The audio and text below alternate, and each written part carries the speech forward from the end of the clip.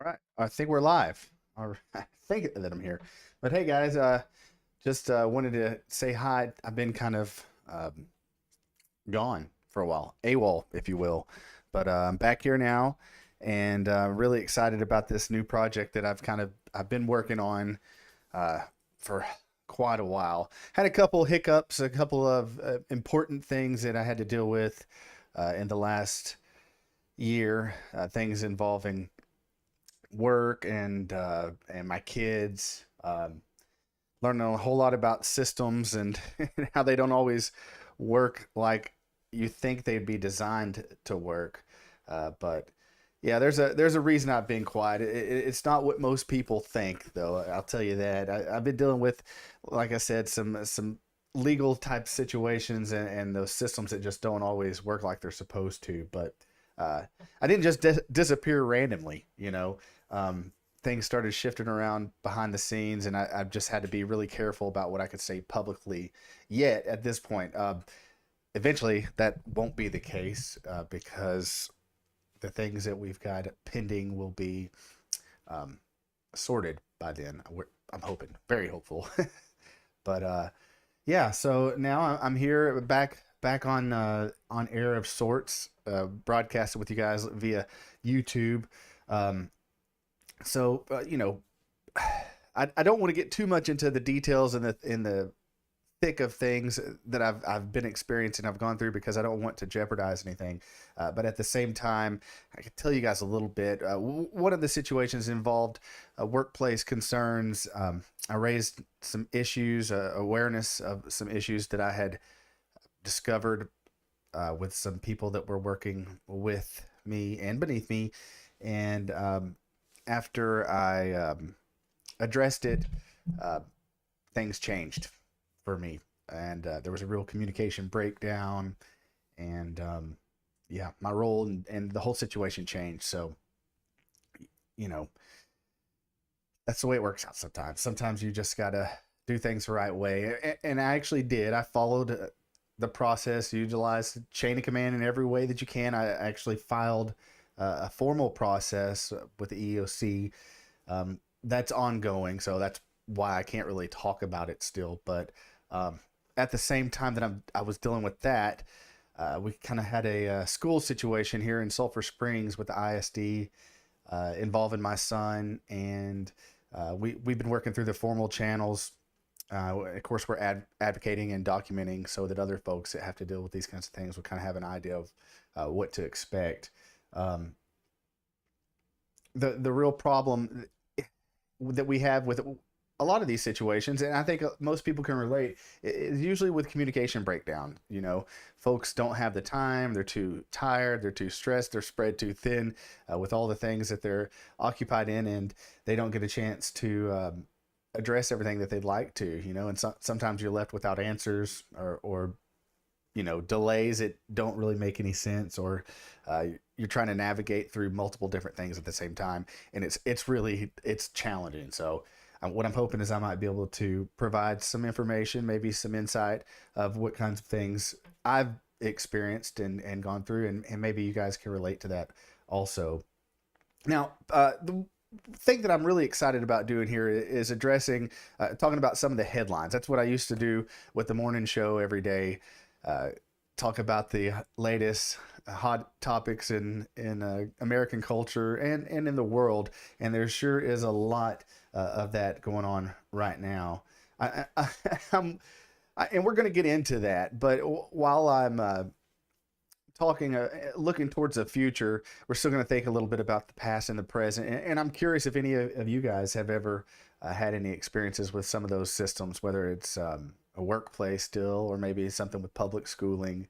Uh, some of those organizations operate under their own uh, set of rules, really, and in some cases they're exempt from things that seem like they would be normal law for the rest of the population. But like I said, I can't really get into too many details. But if you guys have any experiences or anything like that that y'all have gone through, feel free to share those with us also, because really happy to hear about that. Now, back to the fun stuff. Okay, so there has been all kinds of craziness happening all over the world. Of course, we know Iran and the United States and Israel are all kind of engaged in a situation right now, which is kind of coming on the tail end of the whole Epstein file explosion.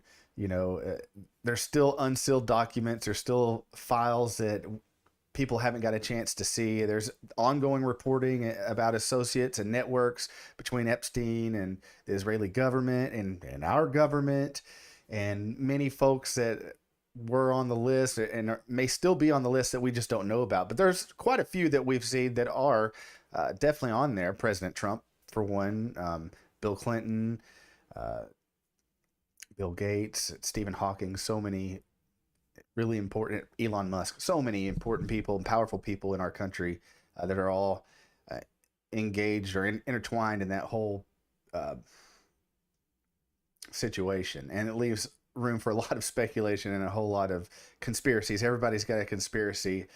The crazy thing to me is how we kind of come full circle on some of the QAnon Pizzagate stuff, which everybody thought was just tinfoil hat theory, and it may still be that kind of stuff. But to see so many of the things that those folks were claiming to be true in the Epstein files was startling, I think, for a lot of us. Myself, I was definitely surprised to see anything like that. But uh, you know, with with that being said, and the different government officials that are tied into the whole case, we see a whole lot of affiliation with the Israeli government, their former prime minister, and so many other folks like Ghislaine Maxwell and her father Robert Maxwell have a lot of influence, a whole lot of power in the United States. So we're going to have more opinions. We're going to have more time to touch on that. And if you guys have your opinions about the whole case, maybe you're tired of hearing about the whole thing, drop that in the chat. It helps with our exposure. It helps us get out there and kind of keep this thing going. One thing that I've noticed, and I'm sure everyone else here has too, if you watch any mainstream media network, you're going to notice some things like some shifts in perspective, right? Different ways that folks may see the facts or the reported facts, if you will. And it causes room for things like spin, a chance for everyone to kind of put their own touch on the stories. And it seems like American media really takes a lot of liberty with that. And it just so happens that there may be some financial ties to those decisions that are made also. So I like to, when I get a chance to get on the news or get on the Googles, I like to look at, other sources, BBC or Al Jazeera news outlet, not just your run-of-the-mill CNN and Fox News. Of course, those are legacy media outlets, and nowadays we have a lot of folks that are sharing information here via these platforms like YouTube. But I'm going to try to tap into that a little bit, but still share a little bit about what we got going on here locally, like things like the Hopkins County Stew Festival or the Ribeye Roundup or the Sulphur Springs Prom we just had this past weekend, which I know a lot of parents are tugging at their heartstrings, or kids are, because they're growing so fast. I'm one of those parents myself, but we got our own little nest right here in Sulphur Springs. We got a lot of really exciting things, great food. If you guys love Mexican food or barbecue, we've got something for everyone. And there's another thing I want to talk about. If any of you local folks are chiming in, how do y'all feel about Big Smith's closing down? I feel like it was one of those treasures that no one really cherished until it was gone. Luckily, I believe the Riley family, somebody's opening it back up soon, and I can't wait to go in there and get some more of those big giant ribs they have. What's your favorite thing to get? Mine's definitely the ribs, if you couldn't guess. They're the size of your arm. When I was a kid, we used to always have a ongoing story that would constantly get exaggerated about their all-you-can-eat buffet. My dad would go there and he'd leave with a mountain of beef ribs because he would just eat so many, making sure he got his money's worth, But that in our tales later, that pile always grew higher and higher and higher. But I never could eat more than 2 or 3 of the ribs myself. But another really great place here in this part of the country is Slaughter's Barbecue. I mean, that place, they close down early because they sell out every single day. Of course, we've got half a dozen or more Mexican restaurants. They're all great. I know that Los Mochis has the strongest tequilas in the world, but there's a lot of stuff to do here. If you guys are looking to travel towards Sulphur Springs or East Texas, we're an hour east of Dallas, right on Interstate 30. You can't miss us. There's a Pilot, Casey's, and Love gas station all together at the intersection of I-30 and Highway 19. The single greatest thing, in my opinion, about Sulphur Springs is the lack of traffic. If you guys have ever lived in a metroplex anywhere, especially DFW, uh, traffic is defeating. It is demotivational to every degree. I can sit in that. I can remember so many hours spent sitting in my car thinking, do I really want this job that bad? You think about how many hours a day you spend at work, then you start adding up all the hours that you spend traveling to work and traveling home, and you multiply that by the days of the week, and then so on and so on. And yeah, it's a buzzkill if you're a person that really likes to get after it and launch into your job. I've had that happen to me a few times. I'm a homebody. I grew up here in Sulphur Springs. I moved off during my time in the service and afterwards while I was working in aviation. But just like it does for so many people, Sulphur Springs brings you back.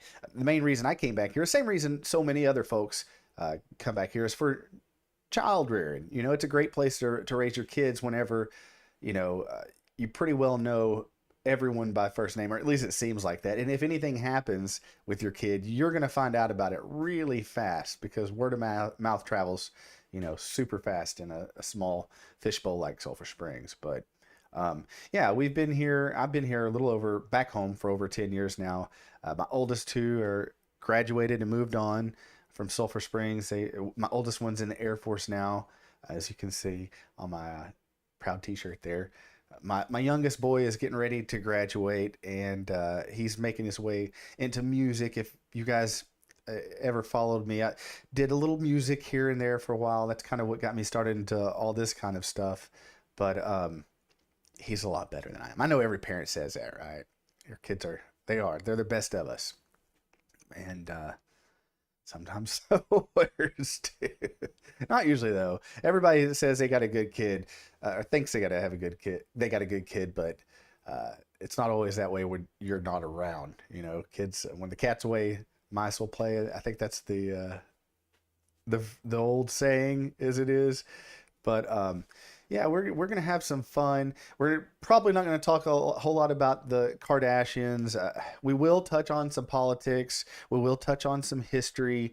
But really, what I want to do is help folks, think a little bit. Some critical thinking, thought-provoking conversation, things like that. That's why we're here. That's what I'm doing here on Deplatformed. And of course, as we get into this more and I get more comfortable and maybe a little less paranoid about who's watching or what I'm saying, I'll share more and more with you guys. But for now, we're going to wrap that. That's our first YouTube live stream here for Deplatformed. We'll see how it goes, and I'll be back tomorrow, hopefully.